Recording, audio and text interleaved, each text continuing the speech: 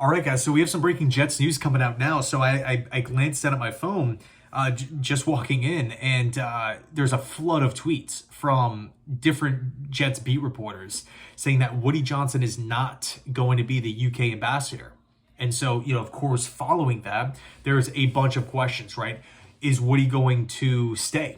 What's the relationship going to be like with Woody and Chris Johnson? Is Chris Johnson now all of a sudden going to have less of a say? Does Woody Johnson get offered a different role? Is he still going to leave in some sort of capacity? Really, the answer to all of those things, only time will tell. And whether Woody goes, whether he stays, the answer should be the same thing on the future of the New York Jets, which is the less say, I would say, the better. The more decisions and choices that the next regime has, whether it's the new general manager, a director of football operations, president of team operations, whatever terminology you want to use, maybe the head, if you want to give, say, Mike Vrabel a little bit more power as a head coach than a typical head coach, whatever it is, I want to see the football guys having more of a say with decisions. That to me is the bottom line. Again, whether Woody is here or he's not, right, fulfilling his duties elsewhere.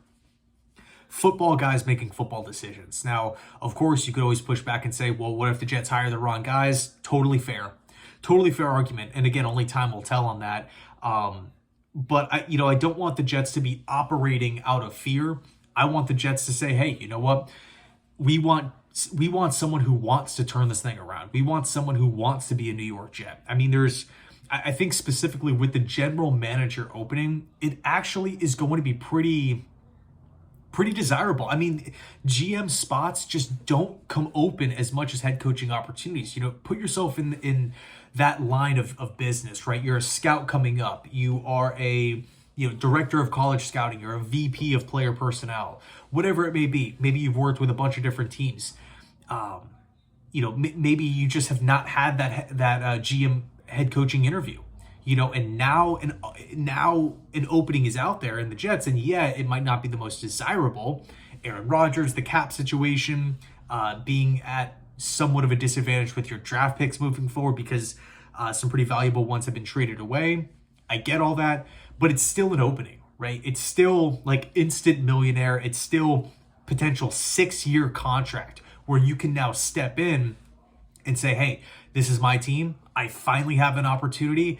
And how cool would it be to get the New York Jets back to the playoffs? Back to the playoffs, man. Gosh, it's so cool.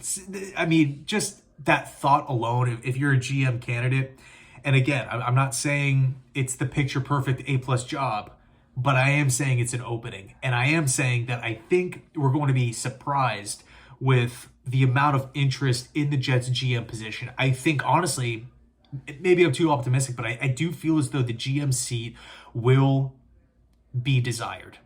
Head coach, not as much as GM, but I think if we can land that general manager and obviously him work with the 33rd team, Chris Spielman, Mike Tannenbaum, and they all kind of develop this picture of an identity or vision on what this team should look like, then the head coaching search becomes much, much easier. Here's the good news.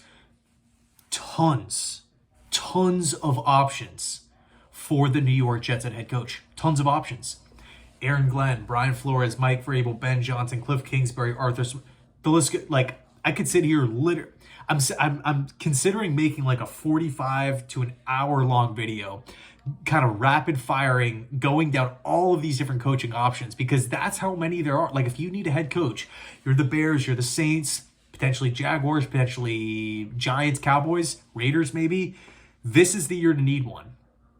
Not to mention all these other guys that aren't really being talked about as much, but are still putting together great bodies of work this season, right? Spagnuolo, Jesse Minter from the Chargers. I mean, there's a lot. Vance Joseph is doing a great job. There's a lot of really, impressive coordinating jobs that we've seen so far this season.